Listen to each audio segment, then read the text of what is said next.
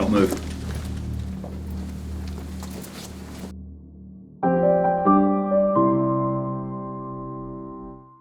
When you are in need of emergency services, whether fire, EMS, or police, there is no greater sound than the wail of the siren as it draws close.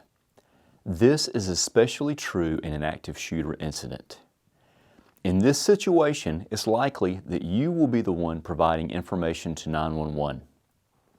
You will need to try to remain calm and provide accurate descriptions. This includes number of shooters, physical descriptions of the shooters, their identities if you know them, numbers and styles of weapons if possible, their entry point if known, and their last known location and direction of travel. Anything and everything you think will benefit first responders. The tactical response teams of your local departments will be notified. But as in the case of Columbine, where the reaction time was approximately 41 minutes, it takes time to notify, arrive, and prepare to enter. In the major cities that have full-time tactical teams, this time will be shortened, but in either case, the first officers on scene will more than likely be uniformed patrol. They will gather team members as they arrive and then enter in an attempt to locate the suspect or suspects. At most, the number of officers in this team will be 4 or 5. They will have one goal and one goal only: to locate and stop the threat. While you are still on the phone with 911 providing intelligence, this quick reaction team will be moving as swiftly as possible to the threat.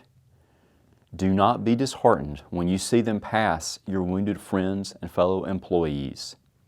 At this time, they are not there to administer aid, but to locate the threat. After the threat has been stopped and secured, other responders will begin to administer aid. During this process, please follow the directions, even if this includes to lay out flat on the floor with your arms out and you become detained. Remember that the good guys do not know if the bad guy was alone or not. Your cooperation will result in a quicker return to normalcy. So you're saying that even if people are bleeding and crying, police officers are going to walk right past them? They won't stop to help? That's correct, at first. Their first duty has to be to secure the location and to stop the shooter or shooters.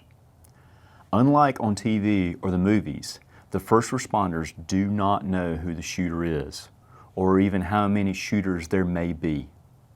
Until they can be sure there is no danger of additional people, including themselves, being injured or killed, they have to focus on only that.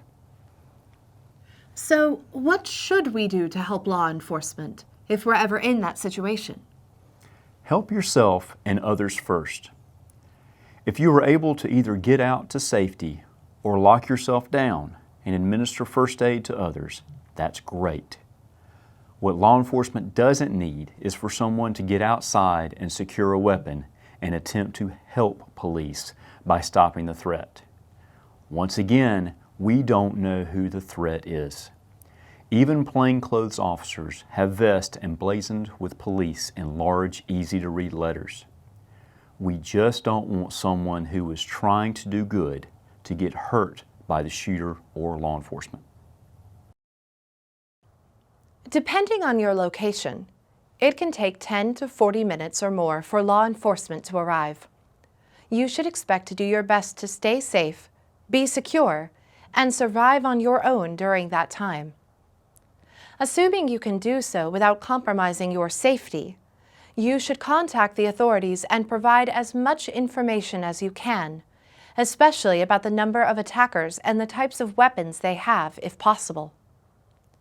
When law enforcement arrives, don't expect them to stop to help the wounded or injured until they can be sure the situation is secure and the attackers are neutralized. In many cases, officers may handcuff or detain you or your co-workers during that time.